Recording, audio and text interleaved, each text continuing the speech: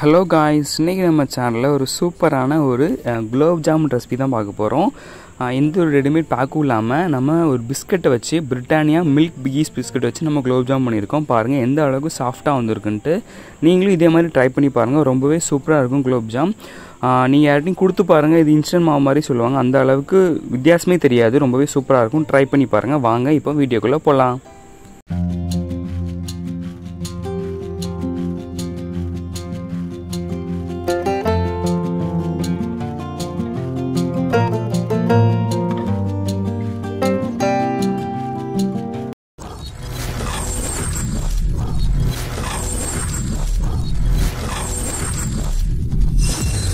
இப்போ நான் பிஸ்கட் குலாப் ஜாமுனுக்கு என்னென்ன பொருள் எடுத்து வச்சிருக்கேன்னு பார்க்கலாம். ஒரு 150 கிராம் ஜீனி எடுத்து வச்சிருக்கேன். 10 ரூபா Britannia மில்க் பிஸ்கட் மில்க் பிகிஸ் பிஸ்கெட் நான் ஒரு 2 பாக்கெட் எடுத்து வச்சிருக்கேன். 10 ரூபா பாக்கெட்டு. அடுத்தால பொரிக்க தேவையான அளவு எண்ணெய், நெய், அதுக்கப்புறமா ஏலக்காய், 100 பால் எடுத்து காய்ச்சி வச்சிருக்கேன். அது ஆறட்டும். இதுக்கு தேவையான பொருட்கள் வாங்க எப்படி பண்ணலான்னு பார்த்துடலாம். இப்போ 2 பிஸ்கட் பாக்கெட்டை நம்ம உடச்சி ஆட் பண்ணிக்கலாம் உள்ள.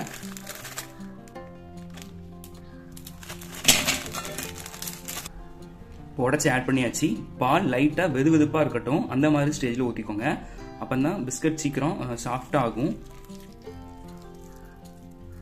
கொஞ்சம் கொஞ்சமாக ஊற்றிட்டு மிக்ஸ் பண்ணி பார்த்துக்கோங்க எப்படி இருக்குன்ட்டு. நம்ம போட்ட 2 பாக்கெட் பிஸ்கட்டுக்கு நான் எடுத்து வச்சிருந்தா 100 பால் கரெக்டாக இருந்தது. நல்லாவே கட்டிகள் இல்லாமல் மிக்ஸ் பண்ணி விட்டுக்கோங்க. நல்லா சாஃப்டாக இந்த மாதிரி கட்டிகள்லாம் இருக்குது. அது மாதிரி இல்லாமல் பார்த்துக்கோங்க. இப்போ நம்ம இதை மீடியம் ஹீட்டில் அடுப்பில் வச்சு நல்லாவே கட்டியாகிற வரைக்கும் வெயிட் பண்ணணும். இப்போ நான் அடுப்பு பற்ற வச்சுட்டேன். இதை இப்போ உள்ளே வச்சிடலாம். வச்சுட்டு மீடியம் ஹீட்டில் நல்லாவே கட்டியாக வர வரைக்கும் மிக்ஸ் பண்ணிகிட்டே இருங்க. நல்லா இந்த மாதிரி கட்டிகளாக வரும். நல்லாவே விடாமல் கிளறிக்கிட்டே இருங்க. நல்லா விடாமல் இப்படிலாம் இதெல்லாம் ஒட்ட ஆரம்பிக்கும். அது ஒட்ட கரெக்டாக வந்துடும். விடாமல் கிளறிட்டே இருங்க. நான் இப்போ நல்லாவே மிக்ஸ் பண்ணிட்டு நான் எப்படி இருக்குன்னு காமிக்கிறேன். நீங்கள் விடாமல் கிளறிட்டே இருந்தால் இந்த மாதிரி வந்துடும். பாருங்கள் இந்த மாதிரி வந்துருக்குன்ட்டு. நீங்கள் நெய் எதுவுமே ஊற்ற வேண்டாம். இப்போ ஒன்றாவே எல்லாமே ஒன்றா சேர்ந்து வந்துருச்சு. பாருங்கள் எப்படி இருக்குன்ட்டு. இப்போ இந்த ஸ்டேஜில் நீங்கள் ஃப்ளேமை ஆஃப் பண்ணிடலாம். ஆஃப் பண்ணிட்டு நல்லாவே ஆறட்டும். நல்லாவே கூலாகட்டும். அதுக்கப்புறமா நம்ம குட்டி குட்டி பால்ஸாக பிடிச்சிடலாம். இப்போ நல்லாவே ஆறிச்சு. நல்லா ஆறணுன்னே நல்லாவே நான் கொஞ்சம் சாஃப்டாக பிசைஞ்சு எடுத்துக்கிட்டேன். ரொம்ப அழுத்தம் கொடுக்காம லைட்டாக பிசைஞ்சு எடுத்துக்கிட்டேன் இந்த மாதிரி. இப்போ இதை நம்ம குட்டி குட்டி பாலாக விரிசல் இல்லாமல் நல்லாவே குட்டி குட்டியாக நம்ம ஒரு பால்ஸ் பிடிச்சி எடுத்துக்கலாம். உங்களுக்கு எந்த மாதிரி சைஸில் வேணுமோ அந்த மாதிரி பிடிச்சி எடுத்துக்கோங்க. கொஞ்சமே விரிசல் இல்லாமல் சூப்பராக அழகாக பிடிச்சி எடுத்துக்கோங்க. நம்ம எப்படி பிடிச்சிட்டுன்ட்டு நான் காமிக்கிறேன் உங்கள்கிட்ட. நல்லாவே கையில் வச்சு ஒரு கொஞ்சமாக மாவு எடுத்து நல்லாவே உள்ளங்கையில் வச்சு நல்லா தேய்ச்சிங்கன்னா, உள்ளங்கையோட இந்த சைடு இந்த இடத்துல வச்சு தேய்ச்சிங்கன்னா நல்லாவே மாவு ஒரு விரிசல் இல்லாமல் ஒரு இங்கே வச்சா விரிசல் வந்த மாதிரி வரும். அதனால் இந்த இடத்துல வச்சு நீங்கள் 2 கையுமே நல்லா தேய்ங்க. விரிசல் இல்லாமல் நம்மளுக்கு பால்ஸ் கிடைக்கும். அதே மாதிரி பண்ணிவிட்டு இப்போ நான் காமிக்கிறேன் அப்படின்ட்டு.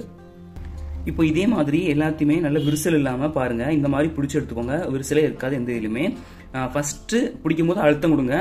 அடுத்தால கொஞ்சம் லூஸ் விட்டு பண்ணிங்கன்னா இது மாதிரி கரெக்டான விரிசல் இல்லாமல் அழகாக வந்து எப்படி இருக்குன்னு பாருங்கள். இப்போ நம்ம சைடில் சீனி பாகு வச்சிடலாம். இப்போ அது ஓரத்தில் அப்படி இருக்கட்டும். இப்போ எடுத்து வச்சிருக்க ஜீனியை ஆட் பண்ணிடலாம். ஆட் பண்ணிட்டு இந்த கிளாஸுக்கு 1 கிளாஸ் தண்ணி எடுத்திருக்கேன். நல்லா மூழ்கிற அளவுக்கு இருக்கும்.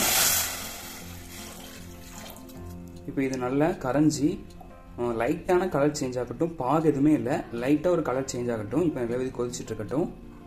இப்போ எண்ணெய் நல்லாவே ஹீட் ஆகிட்டு நல்லா ஹீட் ஆனோடனே ஃப்ளேமை கம்மி பண்ணிடுங்க. மிதமான தீயில வச்சுருங்க. இப்போ நம்ம பண்ணி வச்சிருக்க பிஸ்கெட் பால்ஸை பிஸ்கட் ஜாமுனை நம்ம அதில் போட்டு ஃப்ரை பண்ணி எடுத்துடலாம். இப்போ இந்த ஜீனி பாகில் ஒரு 5 ஏலக்காய் தட்டி வச்சுருக்கேன். அதையும் ஆட் பண்ணிடலாம். நல்லாவே கொதிச்சுட்ருக்கு. இப்போ மிதமான தீயில இருக்குது. ஒவ்வொன்றா உள்ளே ஆட் பண்ணிடலாம். போட்டோடனே கிளறிடாதீங்க. அதுவாகவே மேலே பொங்கி வரும். அதுக்கப்புறமா கிளறிக்கலாம். ரொம்ப போடாமல் ஒரு 5 10 அப்படி போட்டு ஃப்ரை பண்ணி எடுங்க. நல்லா கோல்டன் ப்ரௌன் கலரில். போட்ட உடனே கிண்டாமல் நல்ல கலர் இந்த மாதிரி கலர் சேஞ்ச் ஆகி வந்தோடனே நீங்கள் கிளறி விடுங்க. லைட்டாக அப்படி திருப்புங்க. ஒன்று ஒன்றா தனித்தனியாக பிரிஞ்சு வரும்.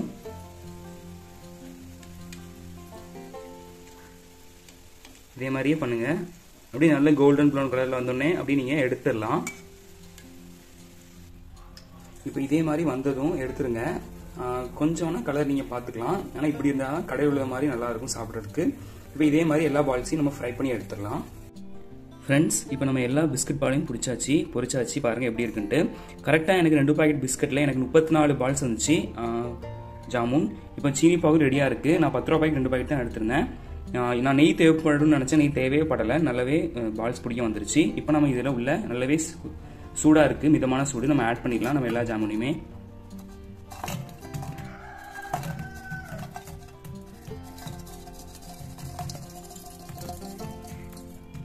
இது அப்படியே கரெக்டாக ஒரு மணி நேரம் நல்லாவே ஊறட்டும். அப்போ தான் கரெக்டாக இருக்கும் நம்மளுக்கு. நல்லா சீனி பாகெல்லாம் ஊறி ரொம்ப சூப்பராக இருக்கும். நான் ஏலக்காய் ஃப்ளேவர் நல்லா இறங்கிட்டு ஏலக்காய் அப்படி போட்டுட்டேன், இல்லாட்டி வடிகட்டியிருப்பேன். இதுமாரி நீங்கள் ட்ரை பண்ணி பாருங்கள். இந்த வீடியோ பிடிச்சிருந்தா like and share and friends. இப்போ நம்மளோட மில்க் பிஸ்கெட் குலாப் ஜாம் நல்லாவே ஊறிடுச்சு. பாருங்கள் எந்த அளவுக்கு ஊறி வந்துருக்குன்ட்டு நல்லாவே இருக்குது. நீங்களும் மறக்காமல் இதை ட்ரை பண்ணி பாருங்கள். ட்ரை பண்ணி பார்த்துட்டு எப்படி இருக்குன்னு கீழே கமெண்ட் பண்ணுங்கள். இந்த வீடியோ பிடிச்சிருந்தா லைக் அண்ட் சப்ஸ்கிரைப். ஃப்ரெண்ட்ஸ், இப்போ நம்மளோட மில்க் பிகிஸ் பிஸ்கட் குலாப் ஜாமுன் ரொம்பவே சூப்பராக இருக்குது. நான் டேஸ்ட் பண்ணி பார்த்தேன், அவ்வளோ சாஃப்டாக இருக்குது. கடையில் வாங்கின மாவில் பண்ண மாதிரி தான் இருக்குது. எந்த ஒரு வித்தியாசமும் தெரியல. நீங்களும் கன்ஃபார்ம் ட்ரை பண்ணி பாருங்கள், எந்த அளவுக்கு சாஃப்டாக இருக்குன்னு பாருங்கள். ட்ரை பண்ணி பார்த்துட்டு எப்படி இருக்குன்னு கீழே கமெண்ட் பண்ணுங்கள். இந்த வீடியோ பிடிச்சிருந்தா லைக் அண்ட் சப்ஸ்கிரைப். இன்னும் நம்ம சேனலுக்கு சப்போர்ட் பண்ணுங்கள். தேங்க்யூ ஃப்ரெண்ட்ஸ், பாய்.